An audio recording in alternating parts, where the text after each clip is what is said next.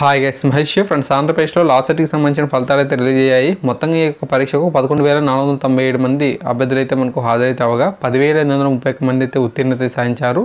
మనకు pass percentage అనేది 94.20 అయితే ఉంది. ఓకే, సో ఇక ఫలితాలకు సంబంధించి అభ్యర్థులు తమ యొక్క ర్యాంక్ కార్డ్స్ని అఫీషియల్ వెబ్సైట్ నుంచి ఈ నెల 22వ తారీఖు నుంచి అయితే డౌన్లోడ్ చేసుకోవచ్చు అని చెప్పి ఇన్ఫర్మేషన్ అయితే ఇచ్చారు. ఓకే, సో 22వ తారీఖు నుంచి మనకు వెబ్సైట్లో ఈ యొక్క ర్యాంక్ కార్డ్స్ అనేవి అందుబాటులోకి అయితే వస్తాయంట. ఓకేనా, తర్వాత మనకు ఈ యొక్క ఎగ్జామ్కి సంబంధించి LLB 3-5 ఏళ్ళ కోర్సులకు అయితే 35% స్కోర్ అనేది అర్హత మార్కులుగా కేటాయించడం జరిగింది. LLMకి సంబంధించి 25% అనేది మనకు అర్హత మార్కులుగా ఇచ్చారు. ఓకే, ఈ యొక్క 3 ఏళ్ళ కోర్సుకి సంబంధించిన ర్యాంక్స్ అనేవి మనకు చూస్తే కొండా వెంకట శివరెడ్డికి ఫస్ట్ ర్యాంక్ రావడం జరిగింది. 5 ఏళ్ళ కోర్సులో మెట్టా సూరజ్కి ఫస్ట్ ర్యాంక్ అయితే వచ్చింది.